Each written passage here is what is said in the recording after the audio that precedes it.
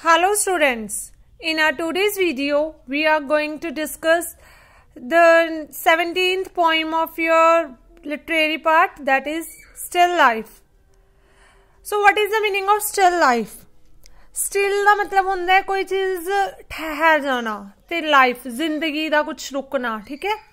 ते बाकी ਆਪਾਂ ਇਸ ਨੂੰ ਪਹਿਲਾ ਸਟੈਂਜ਼ਾ ਇਸ ਦਾ ਰੀਡ ਕਰਾਂਗੇ, ਇੱਕੋ ਹੀ ਸਟੈਂਜ਼ਾ ਹੈ ਤੇ ਇਸੇ ਪੋਇਮ ਦੇ ਵਿੱਚ ਆਪਾਂ ਇਹਦੇ ਕੁਐਸਚਨਸ ਵੀ ਡਿਸਕਸ ਕਰਾਂਗੇ। So let's begin. When she left me after lunch, I read for a while, but I suddenly wanted to look again, and I saw the half-eaten sandwich, bread, lecchi, and salami, all carrying the shape of her bite. ਇਸ ਦੇ ਵਿੱਚ ਕੀ ਦੱਸਿਆ ਗਿਆ ਇਸ poem ਦੇ ਵਿੱਚ ਕਿ how a lover feels when he left his beloved.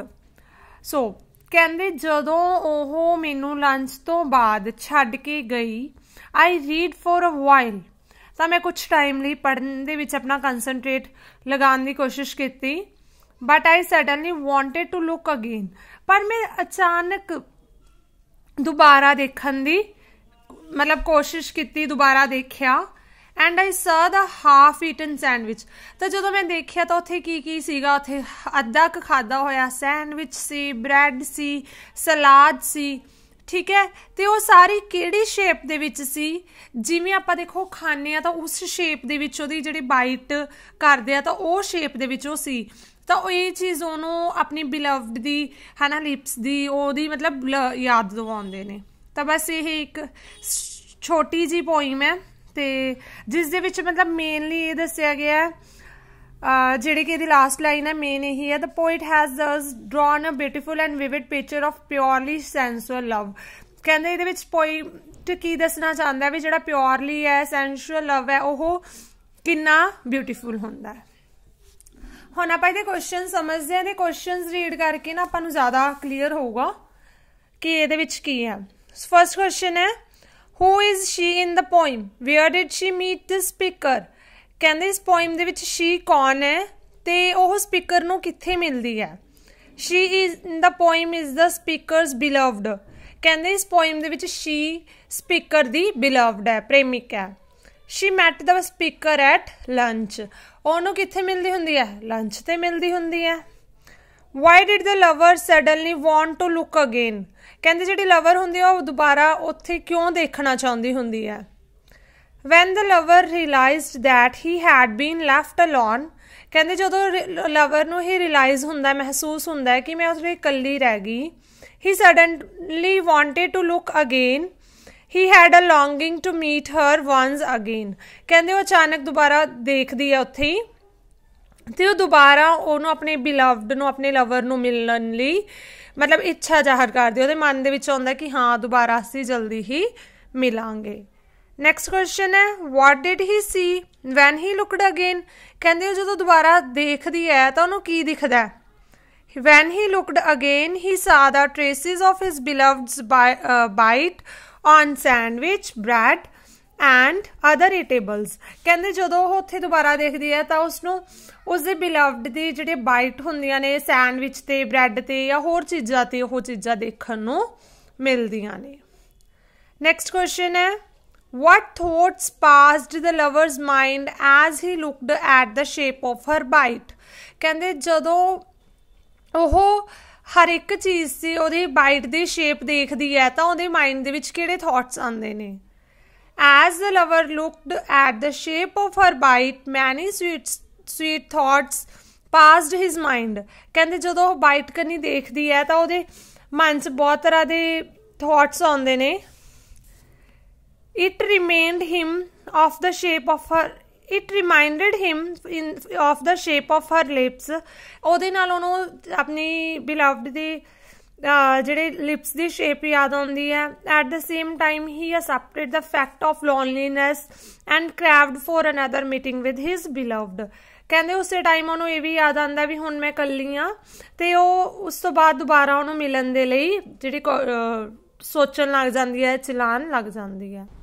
Next question है, what is the central idea contained in the poem? The central idea contained in the poem is that it is hard to bear separation from one's beloved. कहंदे central idea poem ਦਾ ਇਹ ਹੈ ਵੀ ਕਿਸੇ ਨੂੰ ਵੀ ਜਦੋਂ ਆਪਣੇ beloved ਤੋਂ separate ਹੋਣਾ ਬਹੁਤ ਹੀ ਮੁਸ਼ਕਿਲ ਆ.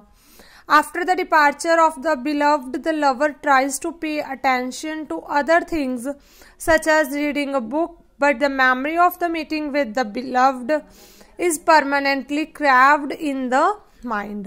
ਕਹਿੰਦੇ ਉਹ ਉਹਦੇ ਜਾਣ ਤੋਂ ਬਾਅਦ ਬੁੱਕ ਦੇ ਵਿੱਚ ਪੜ੍ਹਨ ਦੇ ਵਿੱਚ ਆਪਣਾ ਜਿਹੜਾ ਧਿਆਨ ਲਗਾਉਣ ਦੀ ਕੋਸ਼ਿਸ਼ ਕਰਦੀ ਹੈ, ਪਰ ਇਹ ਸਾਰਾ ਕੁਝ ਕੀ ਹੁੰਦਾ ਜਿਸ ਦਾ ਕੋਈ ਵੀ ਫਾਇਦਾ ਨਹੀਂ ਹੁੰਦਾ. ਉਹਦੇ ਮਾਈਂਡ ਦੇ ਵਿੱਚ ਦੁਬਾਰਾ ਹੀ ਚੱਲਦਾ ਰਹਿੰਦਾ ਉਸਦੀਆਂ ਹੀ ਉਹ ਆਪਣੇ ਲਵਰ ਦੀਆਂ ਗੱਲਾਂ.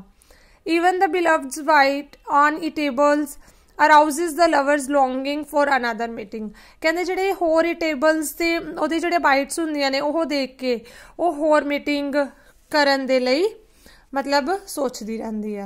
नैक्सट क्वेश्चन है समरी दसनी है, सारा कुछ सेम कर सकते हो summary they which. In the poem Still Life, A.K. Ramanujan has drawn a pen picture of a lover separated from his beloved a short while ago. ਕਹਿੰਦੇ ਇਸ ਪੋਇਮ ਦੇ ਵਿੱਚ A.K. ਰਾਮਾਨੁਜਨ ਇਹ ਦੱਸ ਰਹੇ ਨੇ ਵੀ ਜਿਹੜਾ ਇੱਕ ਲਵਰ ਹੈ ਉਹ ਕਿਵੇਂ ਆਪਣੇ ਬਿਲਵਡ ਤੋਂ ਸੈਪਰੇਟ ਹੋ ਕੇ ਮਤਲਬ ਕਿੱਦਾਂ ਉਹਦੀ ਪੋਜੀਸ਼ਨ ਹੁੰਦੀ ਹੈ. The development of thought in the poem in fact is the development of thought in the lover's mind. ਕਹਿੰਦੇ ਪੋਇਮ ਦੇ ਵਿੱਚ ਜਿਹੜੇ ਥਾਟਸ ਆਏ ਨੇ ਉਹ ਜਿਹੜੇ ਇੱਕ ਲਵਰ ਦੇ ਮਾਈਂਡ ਦੇ ਵਿੱਚ ਆਉਂਦੇ ਨੇ ਉਹ ਥਾਟਸ ਨੂੰ ਦੱਸ ਰਹੇ ਨੇ. The beloved leaves the lover soon after lunch. ਕਹਿੰਦੇ ਜਿਹੜੇ ਬਿਲਵਡ ਆ ਉਹਨੇ ਆਪਣੇ ਲਵਰ ਨੂੰ ਲੰਚ ਤੋਂ ਬਾਅਦ ਛੱਡਿਆ ਮਤਲਬ ਉੱਥੋਂ ਚਲਾ ਗਿਆ. The lover in the hope of forgetting her starts reading but he cannot forget her. ਕਹਿੰਦੇ ਉਹਨੂੰ ਵੀ ਭੁੱਲ ਜਾ ਇਸ ਗੱਲ ਲਈ ਉਹਨੇ ਰੀਡਿੰਗ ਸਟਾਰਟ ਕਰਤੀ ਪਰ ਉਹ ਉਹਨੂੰ ਭੁੱਲ ਨਹੀਂ ਸਕੀ. So he fails to read for a long time. ਕਹਿੰਦੇ ਇਸ ਕਰਕੇ ਉਹ ਰੀਡ ਕਰਨ ਦੇ ਵਿੱਚ ਜ਼ਿਆਦਾ ਟਾਈਮ ਰੀਡ ਕਰਨ ਦੇ ਵਿੱਚ ਫੇਲ ਰਿਹਾ.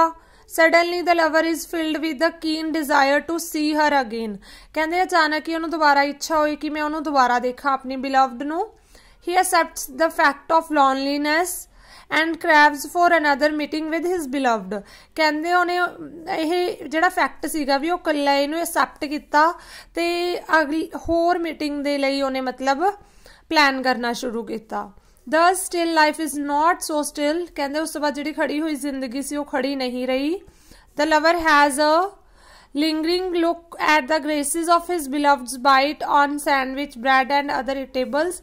ਕਹਿੰਦੇ ਜਿਹੜਾ ਉਹ ਲਵਰ ਸੀ ਉਹ ਜਿਹੜਾ ਵੀ ਕੁਛ ਉੱਥੇ ਖਾਧਾ ਹੋਇਆ ਆਈਟਮਸ ਪਈਆਂ ਸੀ ਉਹਨਾਂ ਕੰਨੀ ਬੜੇ ਹੀ ਵਧੀਆ ਵੇ ਨਾਲ ਦੇਖਣ ਲੱਗ ਗਿਆ, ਪਿਆਰ ਭਰੀ ਨਜ਼ਰ ਨਾਲ ਦੇਖਣ ਲੱਗ ਗਿਆ.